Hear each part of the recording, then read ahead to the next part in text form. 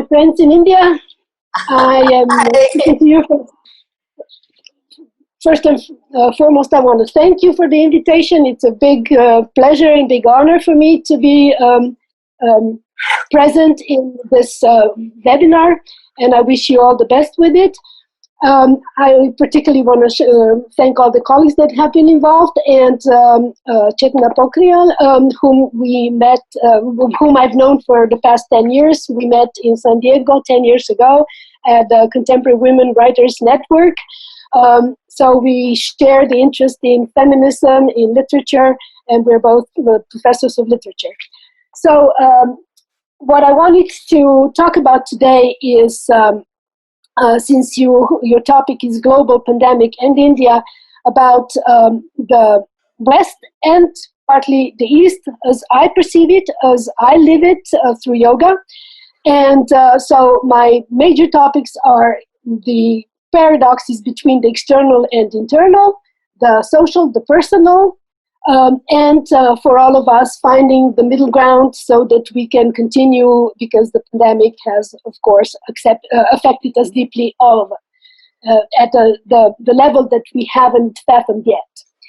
And I wanted to quote, before I go further in my exploration of the topic, somebody whom I recently found online, Sonia Renee Taylor. She's an African-American social activist, a writer, poet, and a leader. And what she's saying is very, very close to my heart. And I'm quoting her from her post on Instagram and Facebook. And that post has been spread throughout the North America on Facebook mainly. And people have been reciting the same paragraph that I'm quoting to you. So these are the words of Sonia Renee Taylor. We will not go back to normal. Normal never was. Our pre-corona existence was not normal, other than we normalized greed, inequity, exhaustion, depletion, extraction, disconnection, confusion, rage, hoarding, hate, and lack. We should not long to return, my friends. We are being given the opportunity to stitch a new garment, one that fits all humanity and nature. And I think this really fits into the topic that we are discussing. So what I want to kind of insist upon is that we definitely are all in a turmoil, and even if in Slovenia we are out of the pandemic right now, it isn't, of course, safe for anybody in the world at this point to just consider that we will go back to something that is outdated and that we do need to consider changing. As I was preparing for this talk, I saw this morning, all the news from the United States, and it all kind of confirms my point about this hatred, violation of freedoms. So many big cities in America are burning right now. There are people in the streets protesting against racism. But what I'm saying is that these are all external manifestations of something that's much deeper. People are being struck with this pandemic in a way that they've never experienced before. And the problem is that they don't know how to express their frustrations properly. Is there a way, anyway, is there a way to express the frustrations? Maybe we haven't ever learned, especially in the West, how to deal with it. But then we see there's violence throughout the world. Is this human nature? I still hope that we can learn something that will take us out of this predicament, and that we may, at one point, before we leave this planet, live in a world that will be more peaceful, more cooperative, more collaborative. So what I was hoping to share with you is a couple of points. So basically, probably you will see these pictures. Let's see if they will work. Now it's a very small country, bordering with Italy to the west, Austria to the north, Hungary to the right, and then the rest of former Yugoslavia to the south. And if we see this picture, I was standing on a hill in Slovenia by the sea in Koper, where my family lives, and we are overlooking the Bay of Trieste, which is Italy. So this area is very, very close to Italy. Now, why am I insisting upon it? First of all, Slovenia being 162 times smaller than India and having 700 less inhabitants than India, you can imagine how enclosed we are in this space between all these countries. And if I tell you that from Ljubljana, the capital of Slovenia, where I mainly live, to the border, it's in about an hour by car to the border with Italy, then to the border of Austria, an hour, to the border of Hungary, 2 hours. I can be in Vienna, the Austrian capital, in 3.5 hours. I can be in Budapest, the Hungarian capital, in 4.5 hours. So Slovenes in the past years were used to go into Trieste, which is right over the border, to take the flights from there, or further, little down, to Venice. And Venice was about 2 hours away on the shuttle. And flying out to all possible locations. People going on vacations to Africa, East Asia, Bali, Indonesia, Japan. And now what happened? Everything stopped. And why did it stop? Because of the pandemic. But did we know that it was a pandemic? No, of course not. But so imagine the situation. We are watching the events in China in January. And then the World Health Organization was also, of course, notifying all the nations what to do and how to do. They found out that there were many more infected people in Italy than anybody could have imagined. Now, where could that come from? And paradoxically, it's again the whole story about what the Romans were calling panem et circenses, the bread and the games. It was football. Was it true? Was it not? Is that just one of the hypotheses that are trying to explain the situation that we will probably never understand until, before we die, we probably won't know what the real situation was.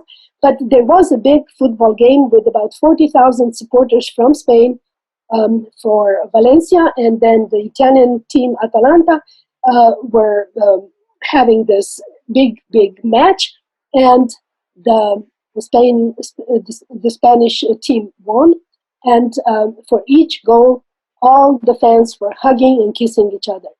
And this is presumably the origin of the outburst of the epidemic in northern Italy, because they met in a big stadium in Milan that could accommodate everybody. So, is that true or not? But people really want to have entertainment. They want to have games. They feel happy, the majority of people that I don't really belong to, because to put a parenthesis, University of Alabama has a strong American football team. There's a stadium that hosts 100,000 people, literally, 102,000 people, and it's full to the brink. And there are, at the big games, there are big screens on the quad in the center of the campus, and people, like 80,000 more people, watch the game from the quad. I must admit that I never wanted to attend a game. Why? Because I don't feel mingling with so many people who are screaming, and that's unfortunately not my cup of tea. So I'm watching these events in Italy. I was watching them in January and February, and I was horrified, and I couldn't but feel for all these for people who were dying in horrible conditions, people taken away from homes, to put on respirators, on ventilators, not being able to see anybody because it was known at the time, of course, because of China, that the pandemic was really hitting Europe. And so Slovenia was just kind of watching it. And I'll throw in the opposite side so that we combine the external and the internal. So I am very involved with the Slovenian Iyengar Yoga Association. I'm its vice president, and it's a very, well, first of all, it's a system that was created by BKS Iyengar in Pune many years back. He passed on in 2015. It's his granddaughter, Abhijata Iyengar, who is one of the lead teachers now, and her uncle, Prashant, he's more of a philosopher, but she's mainly doing the big association meets. She's doing the conventions and travels the world, but of course now she can't. And so we have this very strict system of certification that the base in Pune established for us, and they're changing it, but they allowed everybody who wanted to move up in the system to pass the assessments. So we organized it for the end of February, and I was literally praying to all the good forces, to the energy, to let us have the assessment, because we knew that if pandemic hit, we couldn't do anything. And we had 3 assessments coming from England, 2 from Germany. They came together to Slovenia. We had a fantastic gathering. It was full of love. This was not the games and the bread and games. This was true love and support, being around colleagues who all strived to reach the same goals. We supported them. We were the guinea pigs in the room to practice, that they could practice on us so that they could show their potential, the teaching knowledge. And the assessors were, they were really praising us for the community. They were all saying, this is what we like seeing in a country that didn't have this community in the past years. Now you are so strongly together, and we were hugging and we were so happy together. And 10 days later, it all was blocked. So, but I'm saying this is what kept me going, this community that I have. And it became an online community, of course. So in early March, and I've been teaching yoga for a colleague who's on maternity leave. I'm one of the 6 people who are replacing her this semester. And she was very, very unwilling to close her yoga studio. We started in January, and she is basically, with her family, living off the profits from our teaching. She's paying us, but at the same time, it's her studio, she's the coordinator. And she said, I don't know how we will survive. And I said, but I don't think I should come and teach, because this is not a good situation. And so she was forced to close the yoga studio and declare that, we will meet when we meet again. And so at that point, somebody offered online classes. I didn't feel like doing it. But what was happening on the outside, in the external, in the social realm, was that the universities in the beginning of March were all online already. And so I am involved in a number of projects. So I'm following all these events quite closely, and I'm communicating with my colleagues at the university, at the Faculty of Arts and what we call philosophy faculty. In September, we were celebrating 100 years of French at the University of Ljubljana, and I was one of the co-organizers, and also one of the keynote speakers, and now we're putting together a book. So this is one of the projects we're doing. And my colleagues who are at the university, who are teaching online through Zoom, they're all telling us about the situation. So they have a 40-minute slot. The university has not purchased the professional Zoom, although, my American friends are all having the professional Zoom. They go for 40 minutes, make a little break, and then continue. And they've been spending like 9 hours a day in front of the computer. They're exhausted. It's overwhelmingly difficult to handle everything. We were recently working on a spreadsheet, on a sheet of instructions with all the details about how to correct the articles. Those will be sent, of course, to the contributors. And it took us 2 days to communicate properly what the details were. Did we take in consideration every single detail? We could have sat down if we could, but we couldn't, and in 10 minutes it would have been resolved. So there are advantages. We're happy to be communicating. We're happy to be connected, but there's something else when we can do it person to person, face to face. So then the other project one that I've been very, very highly involved with is a journal issue of the journal is being published in India, the Journal of Comparative Literature and Aesthetics, and the editor was in agreement that we sent the final draft, practically the camera-ready articles all together. But he never told us what the situation in India was at that time. So we, at the end of March, sent the whole volume. I'm co-editing the volume with the Spanish colleague, and it's about myth and the audiovisual. And we were promised, galleys, proofs back. And of course, we must agree that the situation is not easy and that you are all overwhelmed and that it will probably take some time. And then my Indian counselors are asking what the situation is and how can I tell them that, we need to hold our peace at this time and just believe that all will be well and hope for the best. So my Spanish co-editrix, Laura Pereira, she's a young woman, recently became a doctor of literature, and she's been teaching online all this time and editing the journal with me. So she was spending like 6 hours in the morning, 1 hour after the other, teaching the young people in high school the basic of Spanish language and literature. And then in the afternoon, she was also offered another it's a part-time job, and she was directing some master's thesis online at a private university that only functions online. So she had a vast experience. At the same time, her fiancé couldn't come back to Madrid because he was taking care of the issues after his father's passing in Andalusia. And so she was alone, working all the time, reading these articles, not being able to go out unless she went to a store. And when she went to a store, what happened was that she saw the military in the streets at the ready.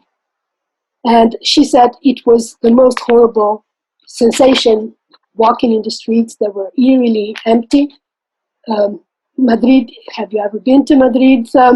If not, I'll tell you, there's the central Puerta del Sol, a big, big square where everybody gathers, and there are streets that are coming down, and you can only follow the flow of people coming down on that side, and then another street takes you up. You cannot push yourself through the streets that go down. So a complete change of paradigm overnight.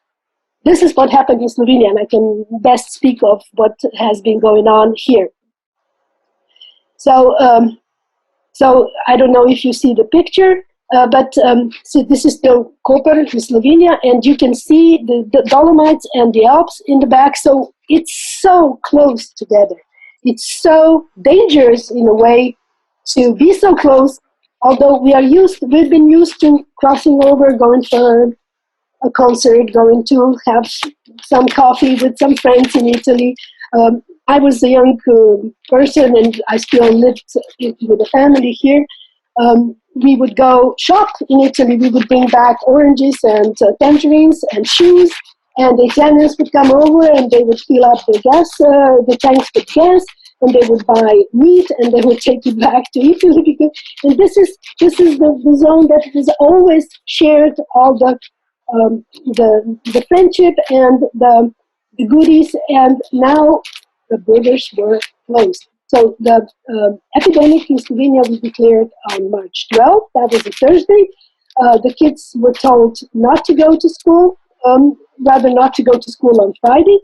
And officially the Zoom classes or whatever they are using, Google Classroom, were starting on Monday the 15th.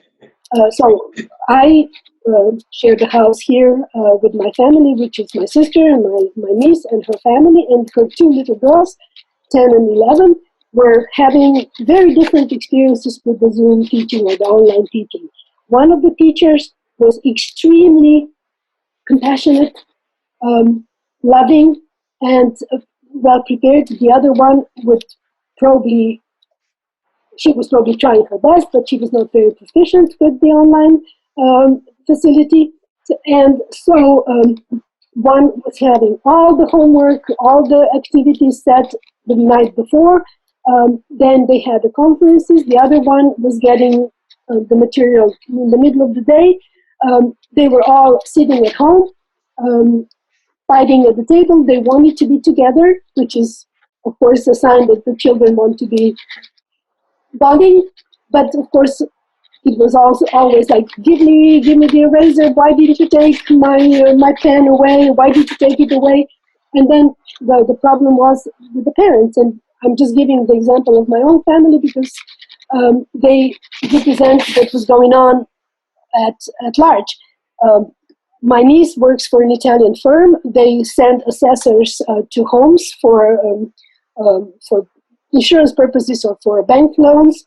And she could only work, and she always works online, until the assessors were willing to go around. And then the northern Italy started closing down even more, and so nobody could go visit places. And some of the people in her office who were working with other issues that weren't going to function anymore, they were simply laid off, and my niece was put on hold. And the system in Slovenia is such that the government decided to pay the employer so that people would get their minimal wages. So my niece was finally at home, but it didn't help her enormously because she was working as an assistant teacher, because she had to really watch over her children all the time. They're not independent yet, and there are so many children who are not independent, of course. And so I've seen them, her husband, she, then me, my sister, all trying to explain some mathematical problems to the children. So, as they say, it takes a village to raise a child, and it has been proven in this situation. So the children are exhausted. They lost their concentration. Our little girls could go down in the garden and play. In the first weeks, we didn't know how long the pandemic would be lasting. We hoped that it would go over very quickly. It didn't go away. It didn't. And so at that time, at the height of the pandemic in Slovenia in mid-March, nobody really ventured out. It was pretty eerie. So I was here in early March, and I left for Ljubljana on March 9th, and then I didn't see my family until mid-May. And of course, we communicated over WhatsApp and Messenger, but luckily that we had a connection. But we could not get together because, so Slovenia imposed the epidemic, and then the same day practically the World Health Organization declared the pandemic, and then all the borders were closed. The small border crossings were completely blocked. The bigger border crossings stayed open, but it was like barricaded, and only the authorized personnel could pass the borders. And so it was a complete change, again, as I said, of the paradigm of how we live together. And even the last time I was here, Italians who couldn't walk in Italy, couldn't go for a walk by the sea, they came to Slovenia. The borders were not closed yet. And so we could have all infected each other in a major way. And it was, I love walking by the sea, and it was hearing the Italian all the time. So they just wanted to take advantage of the situation before it would be a lockdown for them. And then I have a good friend, a yoga friend in Trieste, right over the border, and she said they were allowed to venture out 200 meters from their house to the closest pharmacy, to the closest grocery store, and that was it. And police, really, the carabinieri, as they call them, they're all dressed in black. They have like a white sash. And so they were stopping the cars because people from northern Italy were trying to escape to their relatives in South Italy. And South Italy rejected it because they said, we don't want to have the virus coming to us. And so it was so close to us. But why did the borders have to stay open to some degree? Europe has been, maybe people know a little bit of history, Europe has become an entity, although all the states are independent, of course.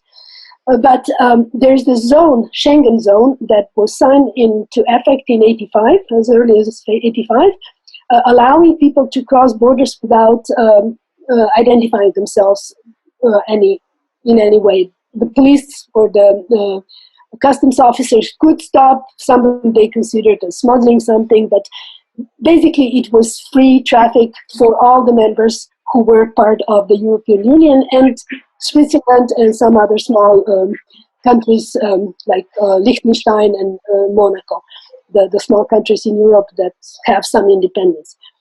And Europe has decided not to be self-sufficient, but that goodies, the produce, fresh fruit and vegetables would be coming from Spain. There are these huge, huge plantations, hot houses where they grow tomatoes the whole year round. They grow blueberries that will be ripe in Slovenia in a month or so. And this traffic had to pass. But my niece's husband works as a dispatcher for the trucks, and so he was at the core of the information, of course, and some of the truckers didn't want to risk their lives to cross over into a country that had higher risks. And then there were people in Europe who, Slovenia joined the European Union in 2004, so we had open borders ever since. And it was so much easier in the past also to get out and to visit other countries. But so with all the trucks, there had to be an arrangement. And the news, the media didn't talk much about it. They were talking about people who were not supposed to go into Italy and had to prove, or people from Italy coming to Slovenia. And then there are these daily migrants, people who work on both sides. With Croatia, the whole industry was at halt because people from Croatia couldn't come across the border and earn their daily living. And they were in trouble, and Croatia had to find ways to subsidize them so that they wouldn't die of hunger, or the housing had to be paid, food had to be bought, so Austria was very, very adamant not to allow any crossings. And there were people who are like a husband in Austria, a wife in Slovenia, who couldn't meet for 2 months because of these restrictions. But it all went also back, the animosity, the anger was escalating as the pandemic was progressing and becoming overwhelmingly present all over. People were getting more and more angry at those who went skiing in Austria and brought the virus back. So there was a quarantine in Slovenia, 2 weeks of self-isolation for those who came back from vacations, and some didn't want to come back. Even if the public transportation stopped, the flights stopped as early as mid-March, the country still wanted to bring people back, the nationals. And so this was the situation. And in the beginning, I was reading the newspapers, I was reading online. the news at the national TV that were transcribed because it was kind of easier not to get involved with that energy of the speaker of the government. And then we had a government crisis. The more central-oriented prime minister kind of abandoned his job, and the one who took over had been previously a prime minister, and he's very much right-wing and very much, everybody's saying it in the media all over the world. They acknowledge the influence of the Hungarian Prime Minister Orban on our government. So beyond the stories of what I want to say is that this is the situation, and we see it all over the world, where leaders want to impose their view of government, where people are forced to abide because the special measures are in place, and the anger, the hate that I was quoting from the speaker, the poet, the American poet, it's all growing, escalating. The frustration that people have been feeling because they believe that their rights have been taken away make us again go back to literature, I would say. We know the French Nobel Prize writer Albert Camus, who was an existentialist, and his books all promote tolerance, understanding, and he wrote the novel that was basically an allegory of the fascist occupation of Algeria, where he was born at the time, Oran. And it's the novel is called La Peste, the plague.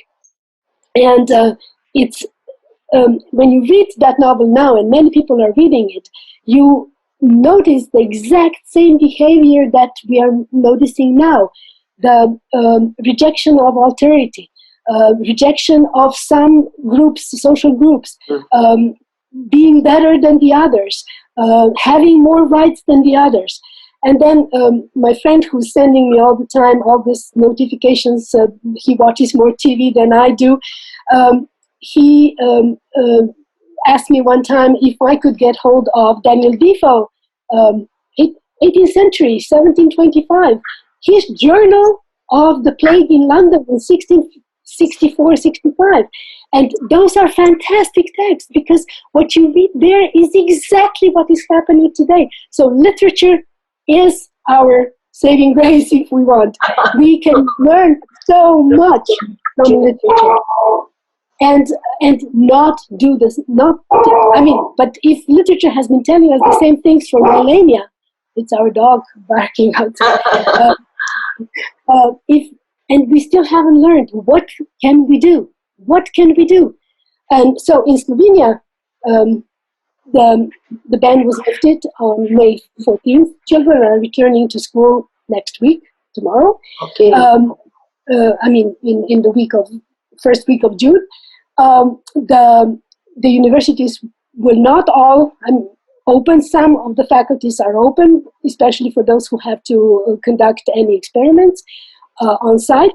The Faculty of Arts is still teaching online. They will have some exams on the site, but it will have to be, an hour of exam, an hour and a half of cleaning and airing, and then another group will come in. So the measures are still strict. I'm starting to teach yoga on June 9th. Okay. We're sharing the classes, and we'll have to also have half an hour in between to clean. We have to keep the distance. And so it's for us, it's a big relief. People are crowding the streets now. They want to be out. So what I wanted to say is that for 2 months, I was practically in isolation. So what I did, I worked. That was my saving grace. I watched a lot of films because I was working on this project on the myth and the audiovisual. And then I also wanted to prepare my thoughts for a possible conference in October in Madrid on myth and science fiction. And of course, I watched many science fiction films, and the national TV offered an enormous amount of material. And it was wonderful that they did, because so we could stay at home. And the slogan was stay at home, be safe, stay at home. And so I kind of prepared my thoughts on Wim Wenders' film Until the End of the World, that he created in 91 after 15 or 20 years of pondering the ideas. And what he does in that film is that he sets it in the millennial period, 99, 2000.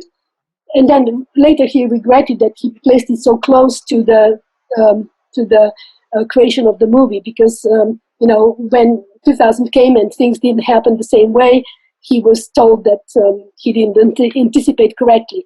But so what he anticipates is the shutting down of an Indian satellite by CIA.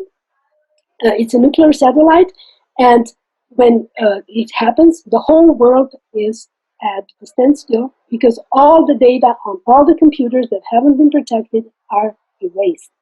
And now I'm thinking, how lucky are we that we have these connections, that we can communicate, that we can speak on Zoom, that the children can talk to me. It's incredible that we have this option. Could we have developed some telepathic connections? We may have to do it, because we don't know how long the internet will sustain all the pressure, all the demands. And so what happens in that film is that there's a female character played by Solveig Domartan, who's Wim Wenders' cult female figure. And she's kind of a drifter, and she goes through Europe and takes it easy, and then somebody steals the money that she was given for safekeeping, and then she starts following that person, and they fall in love, and they have a relationship, and it turns out that, they are followed, the two of them are followed by a third person, and when you watch the film like 5 times, and I did it, you realize that he's the narrator. He's writing a novel about what's going on. So it's a novel in a novel, mise en abîme.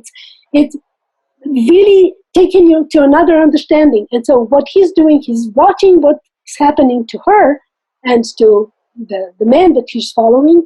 And they all arrive in Australia. And the flight that the couple is on the verge of crashing, but he manages to land it properly. And they walk across the desert to arrive to the compound where his father is developing the devices to transfer images from somebody's brain to his own wife who's blind. So the son was going around the world collecting the images, but it's not an automatic, it's not just the machine. He has to be active in reactivating his memory so the computer can pick the images, and then they will be transferred to his mother. And she has seen enough, because all the people that she knew, they were Jews. They fled Germany through France. They went to the United States, and it was a teenage love for the couple, but she was blind already.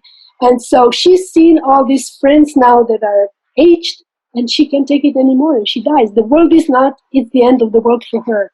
But so the son sacrificed his own eyesight to help her. And then the husband, the father, who doesn't have the goal anymore to transfer these images to his wife, now starts to working with the dreams. And the three of them, the father, the son, and the lover, they completely become obsessed with images.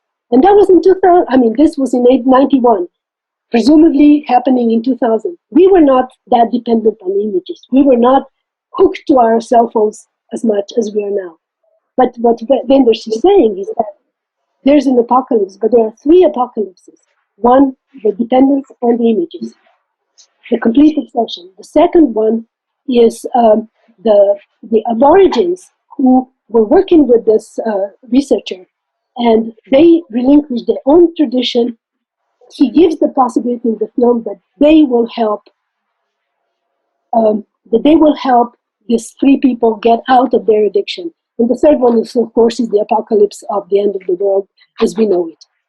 And what happens is that the writer, the one who's the narrator, the follower of all the events, he will save his friend, his former lover. So the Claire in the movie, the woman who's played by Soleil de Martin, he will basically put her on rehab. He will block that. There are no batteries anymore. She can't watch her own dreams. She's completely narcissistically involved in her own dream world. And this is what's happening today. I mean, this is science fiction become true, right? True. And yeah. I was watching it. I was thinking of it, and I kind of started writing my paper. I hope it will be used at a conference if we can have the conference. But it was it was very informative, and you really poured all your heart out into the lecture.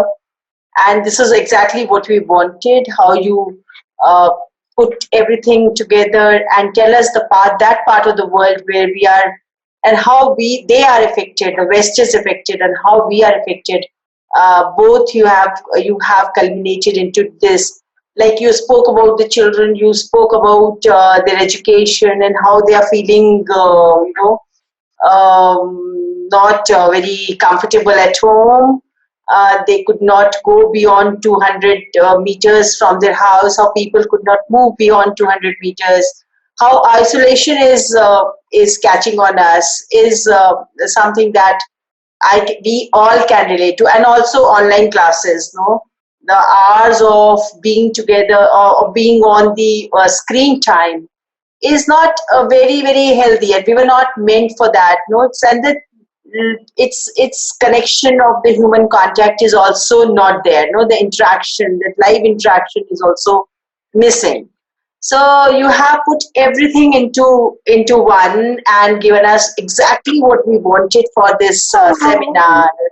So it was such a fun, and some pictures from your Iyengar yoga this thing you are sharing on the screen. And do you have any live video which you can share with us, if you can, after the thing is over? Do you want me to send you this document, this pictures, or what did you want me to send you? You can share with us any video that you have when you are performing the yoga sessions with your students. If you have those pictures or the video, so we can use it when we speak about your intro and record your intro there. So we can show that those pictures, because something very fascinating, and you spoke about every aspect, like the husband from one country, the wife from another country, there's a lockdown, the people cannot move from one place to another, and they could not meet for 2 months. There's so many stories hidden within this lockdown, and new vocabularies are coming in, like social distancing, quarantine, and lockdown, and new normal becomes a new normal. No, it becomes normal. The new normal is a normal now. So well, I didn't manage to even address what I was thinking of addressing. The Abhyasa Vairagya, the whole notion that helped me, be involved, be active, Abhyasa, and be detached, be concerning Vairagya. And then using the yamas and niyamas, and really, really staying with yamas and niyamas. Yes. Ahimsa, Satya, Asteya, Brahmacharya, Aparigraha. And then going into niyamas. Shaucha, Santosha, Tapas. I really love you for that. I really love you for that. The way I've seen you perform. I've seen, that's great. That's great. Thank you, Metka. Thank you, Metka. It was such an interactive session you had with us. You gave us exactly what we wanted from you. I know you are a storehouse of so many information. But then, hopefully, because we are doing a series on, it's a web series that we are doing. We are starting with you only. And hopefully, in the entire month, if we can get connected again over exclusively on yoga, so we would connect with you again for the sessions. So will I be able to see my recording? I'll share the recording with you.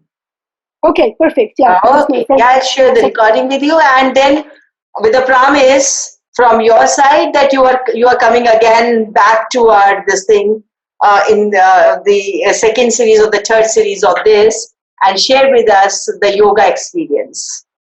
Absolutely. Okay. Thank you, Metka. Thank you very much. Thank you. Namaste. Namaste. Namaste.